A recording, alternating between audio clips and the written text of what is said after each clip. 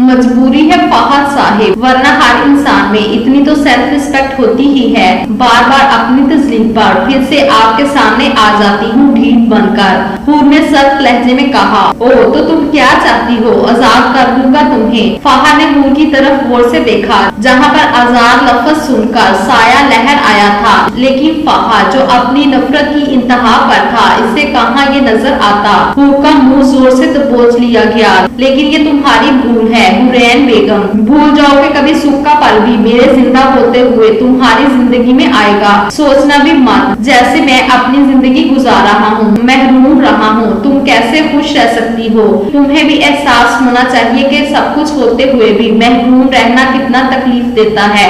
फहद ने हूर के मुंह को दबोचकर नफरत से कहा, लेकिन आखिर आप मुझे मेरी गलती बताएं, मेरा कसूर कहाँ, मुझसे या मेरी जात से आपको तकलीफ पहुँची है। हूर ने आंखों में नमी लिए हर बार की तरह फिर से पूछा, ना ना हूर बेगम, पता है हमें सबसे ज्यादा दुख कब होता है। हूर के आंसू को अपनी उंगली के पोरों पर लेते हुए पूछा, जब हमें इस बात पर सजा मिले जिसकी गलती का भी हमें इल्म ना हो। और यही चीज मैं चाहता हूँ, तुम तड़पो, तुम्हारे आंसू मुझ पर कोई असर नहीं करते, पता है क्यों। फहद ने हूर को मजीद करीब करके पूछा, जबकि हूर के लिए फहद की इस कदर कुर्बत में सांस लेना मुश्किल होता जा रहा था, क्योंकि मैंने खुद पर एक होल चढ़ा लिया है जिसे तोड़ना मुश्किल तो है ही, नामुमकिन भी है। इसलिए स्वीट हार्ट, अपने आंसू फजूल में जाया ना किया करो। फहद ने हूर के चेहरे को थपथपाकर कहा। हूर अपनी बेबसी को देखकर रह गई। वो सामने ब्लू शर्ट देख रही हो, इससे तुम्हें नोट्स लेकर आने हैं, उम्मीद है कि तुम फेल नहीं होगी जैसे बाकी सब होते रहे हैं।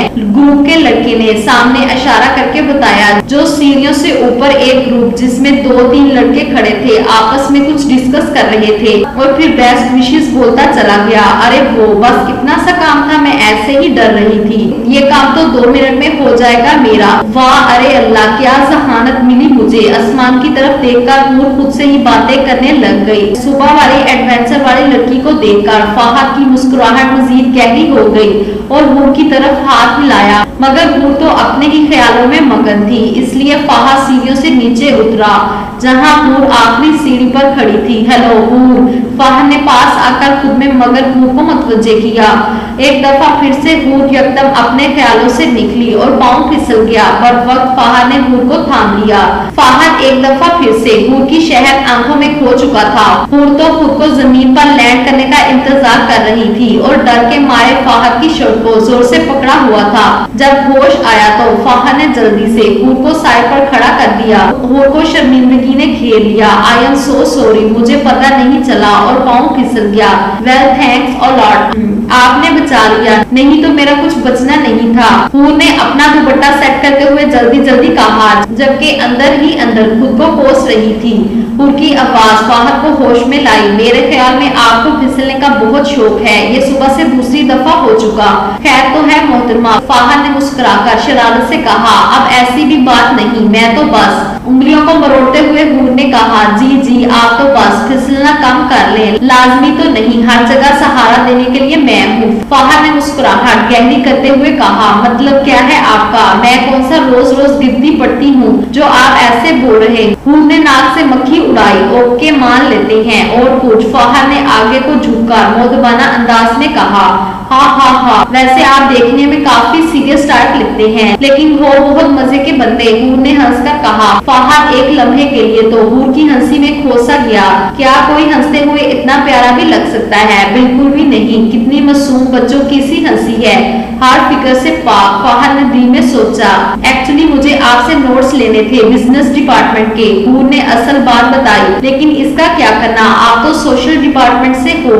फहद ने हैरत से कहा, हाँ कुछ सीनियर्स हैं, उन्होंने कहा है कि आपसे नोट्स लाकर दूं, नहीं तो क्लास नहीं लेना। हूर ने कहा, ओ रैंकिंग, जो दूसरों की रैंकिंग करती हैं, वो खुद आज काबू आ गई। फहद ने हंसकर कहा, जी नहीं, मैं तो मासूम। हूर ने मासूम बनकर कहा, हाँ ओके, चले फिर हम भी आज आपके डिपार्टमेंट का चक्कर लगा ही लेते हैं, फाहद ने मुस्कुराकर कहा। और हूर की तो खुशी की इंतहा न रही, क्योंकि बकौल इनके कोई भी नोट्स लाने में कामयाब नहीं हुआ था और वो तो पूरे का पूरा बंदा लेकर जा रही थी। फाहद अपने दोस्तों को कुछ इशारा करके हूर के साथ चल पड़ा, जो कि मुंह खोलकर फाहद को लड़की के साथ बातें करते हुए देखकर शौक में थे।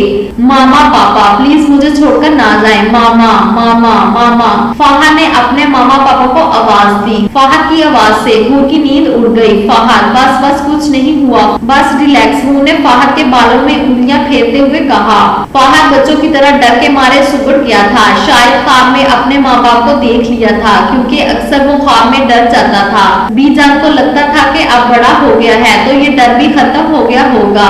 अब हूर के दिलासे से थोड़ा मुतमिन हो गया। हूर ने फाहद के सर पर हाथ फेरा, जैसे एक एक नक्श जज्ब करना चाह रही हो। दिन के वक्त होश में अगर मुझे इतना पास देख ले तो पता नहीं कौन सा तूफान खड़ा कर दे। और आप देखो कितना मासूम, ना कोई नफरत ना कुछ। हूर ने प्यार से फाहद के चेहरे पर हाथ फेरा। इसी लम्हे फाहद ने हूर का हाथ अपने हाथ में ले लिया। फाहद की इस हरकत पर हूर की सांस वहीं थम गई। फाहद इस बात से अनजान था कि जिसको वो देखना भी पसंद नहीं करता, अब इसी की कुर्बत की तलाश में था। लेकिन मुकाबल भी हूर थी, जिसकी तरबियत में शुरू से ही लचक थी। इसको मरियम बेगम ने सिखाया था कि माफ करने से कोई छोटा नहीं हो जाता, और इस बात को हूर ने अपने पल्लू में बांध लिया। सब नफरत को भूलकर हूर ने फाहद का सर अपनी गोद में रखा, प्यार से एक बूसा फाहद के माथे पर दिया। My dream boy. हल्की सी सरगोशी में हूर ने फाहद को देखकर कहा, जबकि फाहद सब बातों से अनजान हूर का हाथ मजबूती से थामे हुए था। सुबह जैसे ही फाहद की आंख खुली, फाहद का सर हूर की गोद में था और हूर फाहद के बाजू के साथ साथ रखे मजे से सो रही थी। हूर को खुद के इतना करीब देखकर एक मिनट के लिए तो माजी में चला गया, फिर से वही फाहद बन गया जो हूर की एक एक मुस्कुराहट पर मरता था, जान देता था, हूर के साथ साय की तरह रहता था। फाहद ने हूर के बालों में हाथ फेरा। सोते हुए बिल्कुल छोटी सी नाजुक सी गुड़िया लग रही थी। इस बार फाहद को अपनी सारी हरकतों पर अफसोस हुआ। शायद ये हूर की कुर्बत ही थी कि फाहद के दिल में हूर के लिए जज्बात जाग रहे थे। वो पहले वाला फाहद बन रहा था।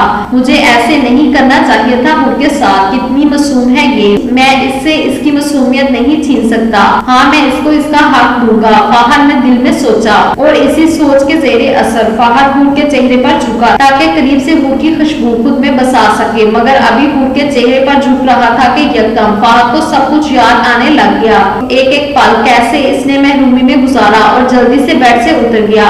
बेड के शोर से हूर की आंख खुल गई। आप कब उठे? हूर ने पूछा। तुम अपने काम से काम रखो, मेरे मामले में बोलने का हक अभी मैंने किसी को नहीं दिया, फाहद ने सख्त लहजा अख्तियार करते हुए कहा। और अगर नींद पूरी हो गई हो तो रूम से दफा हो जाओ प्लीज, मुझे काम करना है कुछ, और सुबह सुबह मेरा मूड नहीं कि तुम्हारी वजह से सारा दिन खराब कर दूं, फाहद ने नागवारी से कहा। एक दफा फिर से वही सख्त खोल अपने ऊपर चढ़ा लिया। हूर खामोशी से उठकर दूसरे रूम में चली गई ताकि तहज्जुद अदा कर सके, जबकि फाहद हूर को संभालने लग गया। इतनी तेज तो हो तुम, फिर ऐसे इस ग्रुप में कैसे फंस गई, समझ नहीं आ रही, फाहद ने हूर के साथ चलते चलते पूछा।